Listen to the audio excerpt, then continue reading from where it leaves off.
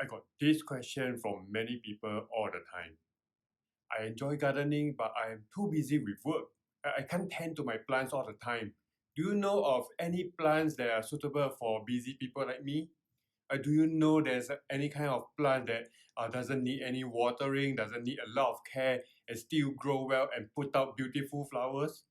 Wow, and I usually jokingly said that, have you considered plastic plants? Right, of course, all plants need certain level of care, right? But there are plants that do better with less care, with less maintenance. And today, let me share with you 5 plants that are suitable for busy people. The first plant is my favorite. They are the carnivorous plants. Venus flytraps, pitcher plants, sundews. They don't require a lot of maintenance to grow well. They don't need to be reported that often. They don't usually need trimming and they don't need fertilizers. All you need to do is to make sure that they are watered thoroughly and all the other conditions like humidity, sunlight, they are all met. Right, that's it. Right, you will see very interesting leaves, very colorful pictures, and the thing about carnivorous plant is that because they don't need so many things, they don't need so many things to grow well. They are usually very slow growers. So if you have the right growing conditions for carnivorous plants, you can try growing them. Right. In fact, once you get the conditions right, you get everything right, the sunlight, the water, the humidity, they are far more easier to grow than other plants. And the next one is cacti and succulents.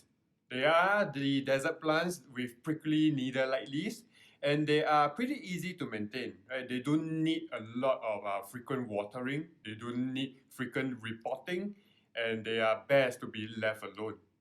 Of course, they are slow growers, so you don't see them growing an inch taller within a few months. So one thing that is very satisfying with growing succulents or cacti is that when they bloom, the flowers are very beautiful and very amazing. They come in many colors and they are really very big. So again, to grow them well, the growing conditions need to be right. So most of them, especially cacti, they need quite a bit of sun. So if you have the right growing condition, if you have a place that you can provide long hours of direct sunlight, you can have an amazing collection of beautiful cacti and succulents of different shapes, different colors, and different sizes. The third type of plant for busy people is tillandsias, but commonly known as air plants. The best thing about this plant is that they don't need a soil to grow, or rather, they don't even need a pot to grow. So when there are no pots, there are no soil, it means that there will be no repotting and it will be very low maintenance. Right? All you need to do is to make sure that they receive the water they need, usually through misting them with water or dipping them into a container of water. And the challenge of keeping tillandsia is to get the conditions right. And most of them, they are very sensitive to direct sunlight. And most of them also can't stay wet all the time. So what you have to do is that you have to balance the amount of sunlight and the amount of water. Right? Too much sun, they will dry out. Too much water, they will rot. So make sure you monitor this. And when you find that sweet spot, once you know that sweet spot, they don't really need a lot of care moving forward.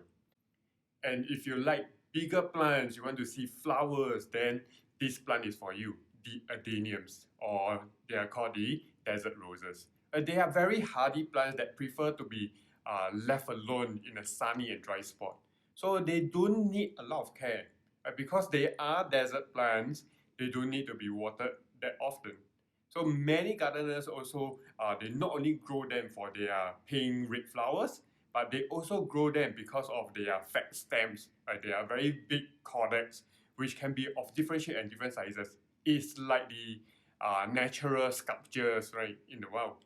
So to grow adenium well, right, to grow desert rose well, if you want to see flowers, you want to see fat stems, you need to get the growing conditions right. Choose a very sunny and dry spot.